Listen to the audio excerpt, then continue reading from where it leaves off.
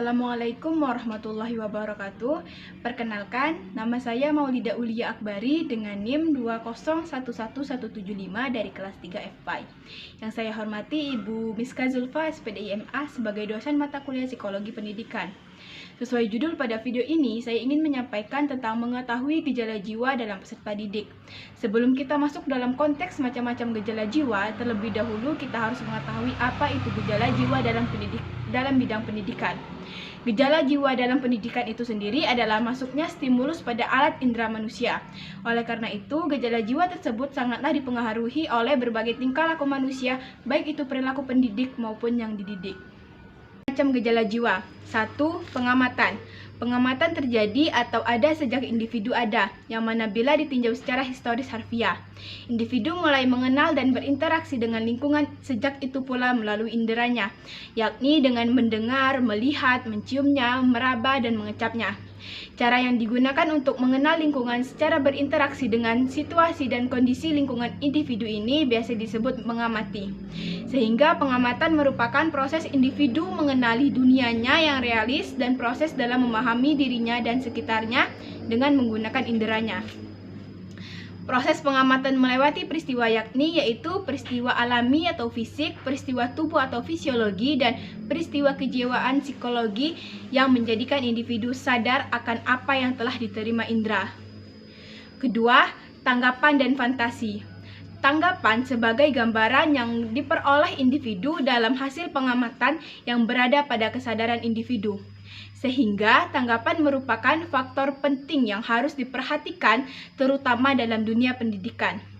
Karena tanggapan itu merupakan alat atau media individu untuk menyimpan semua hasil yang telah diamati individu dan akhirnya mampu menjadi tempat untuk memperluas pengetahuan individu. Dengan demikian, peranan tanggapan terhadap peserta didik akan berguna dalam menambah pengetahuan dan pengalamannya.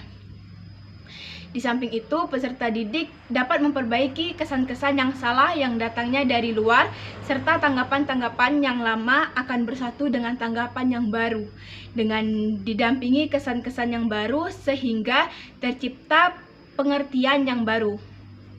Fantasi dapat didefinisikan sebagai aktivitas imajinasi untuk membentuk tanggapan baru dengan pertolongan tanggapan yang lama yang telah ada, dan tanggapan baru ini tidak harus sama atau sesuai dengan benda-benda yang ada. Dalam fantasi itu sendiri dibagi menjadi dua, yakni fantasi sengaja secara pasif yang tidak dikendalikan oleh pikiran dan kemauan. Contohnya melamun, sedangkan fantasi sengaja secara aktif yang dikendalikan oleh pikiran dan kemauan. Contohnya seorang pelukis dan penulis. 3. Ingatan. Ingatan sebagai serangkaian pengalaman dengan masa lalu. Diartikan bahwa sesuatu yang diingat merupakan sesuatu peristiwa yang pernah dialami dan diamati oleh setiap individu. Sehingga menunjukkan bahwa sesuatu apapun yang terjadi serta dialami dan diamati oleh setiap individu tidaklah semuanya hilang, melainkan ada sebagian kecil yang tersimpan pada jiwa individu. Dan juga apabila suatu saat ingatan dibutuhkan, maka ingatan yang tersimpan dapat tumbuh atau muncul kembali di dalam kesadarannya. Sifat ingatan dapat dikemukakan sebagai berikut. Pertama, dari daya menerima dapat bersifat cepat dan lambat. Kedua, dari daya menyimpan dapat bersifat setia dan tidak setia, teguh dan lemah, luas dan sempit. Dari daya mereproduksi dapat bersifat siap, cepat, dan lambat. 4. Berpikir. Secara pengertian mengenai berpikir itu yaitu berlangsungnya tanggapan-tanggapan secara mekanis di mana subjek yang berpikir itu pasif. Di samping pengertian itu, berpikir adalah suatu proses penguatan hubungan antara rangsangan dan tanggapan.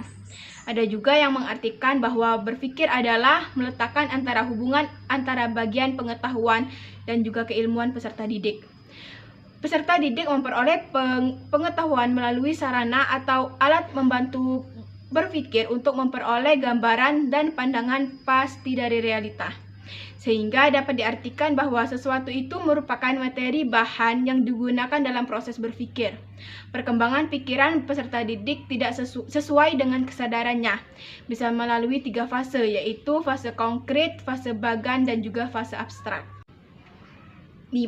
Inteligensi. Inteligensi atau kecerdasan intelektual adalah suatu kemampuan mental yang melibatkan proses berpikir secara rasional. Oleh karena itu, inteligensi tidak dapat diamati secara langsung, melainkan harus disimpulkan dari berbagai tindakan nyata yang merupakan manifestasi dari proses berpikir rasional itu. Contoh perbuatan yang menyangkut inteligensi yaitu jika seorang mengamati suatu pemandangan alam dan mempunyai tanggapan dalam memorinya tentang pemandangan tersebut, ini adalah persepsi. Tetapi kalau ia mengamati detail seperti pohon, bunga, matahari, kemudian menganalisis, membandingkan dan mencari hubungan dari berbagai benda yang diamatinya, maka perbuatannya sudah merupakan perbuatan yang berinteligensi. 6. Emosi. Emosi merupakan kondisi psikologis yang dirasakan sebagai perasaan positif atau negatif yang dapat mempengaruhi aspek-aspek psikologis lainnya. Emosi positif seperti rasa senang, bahagia, aman diketahui sebagai emosi yang berdampak positif terhadap belajar. Sebaliknya, emosi negatif seperti cemas, takut, marah, kecewa, ataupun sedih dapat berpengaruh negatif yang menghambat proses berpikir dalam belajar. Dalam proses belajar dan pembelajaran, pendidik harus dapat membangkitkan dan memelihara emosi peserta didik. Perlu dijaga agar ia merasa senang dan antusias melakukan kegiatan dan tugas-tugas akademiknya. Seperti juga kecerdasan intelektual, peserta didik dapat berbeda kecerdasannya, emosionalnya yang bisa disebabkan pengalaman ataupun perlakuan yang diterima. Apakah individu mendapat pembinaan emosi yang tepat ataupun sebaliknya. Dan yang terakhir yaitu motivasi. Motivasi didefinisikan sebagai keadaan internal yang membangkitkan, mengarahkan, dan mempertahankan perilaku.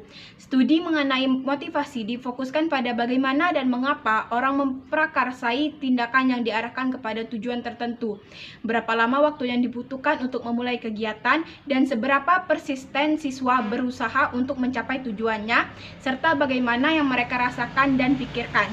Motivasi belajar merupakan kekuatan yang menggerakkan dan mengarahkan kegiatan belajar.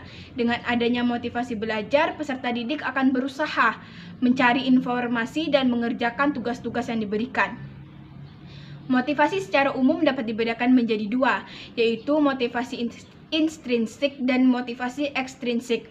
Motivasi intrinsik itu sendiri yaitu motivasi internal untuk melakukan sesuatu demi hal itu sendiri, sebuah tujuan yang sesuai dengan kegiatan itu sendiri. Misalnya, seorang siswa belajar dengan keras karena ia menyukai materi yang dipelajarinya untuk bisa menguasai materi tersebut.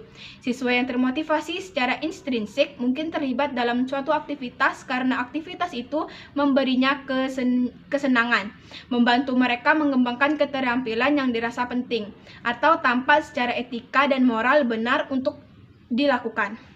Siswa yang mempunyai tingkat motivasi intrinsik tinggi akan fokus dan hanyut dalam suatu aktivitas tanpa memperdulikan waktu dan mengabaikan tugas-tugas yang lainnya. Kedua, yaitu motivasi ekstrinsik. Motivasi ekstrinsik adalah kekuatan yang menggerakkan individu melakukan sesuatu untuk mendapatkan sesuatu yang lain di luar kegiatan yang dilakukan. Motivasi ekstrinsik seringkali dipengaruhi oleh insentif eksternal seperti penghargaan dan hukuman. Misalnya, seorang siswa dapat belajar dengan keras untuk sebuah ujian dengan tujuan untuk mendapatkan nilai bagus di mata pelajaran tersebut. Siswa yang termotivasi secara ekstrinsik dikarenakan oleh faktor-faktor eksternal dan tidak berkaitan dengan tugas yang dilakukan. Mungkin menginginkan nilai yang baik, uang, ataupun pengakuan terhadap aktivitas dan prestasi khusus. Baiklah, sekian dari saya. Jika ada salah kata, saya mohon maaf. Kepada Allah, saya mohon ampun. Saya Maulida Uli Akbari, pamit undur diri. Wassalamualaikum warahmatullahi wabarakatuh.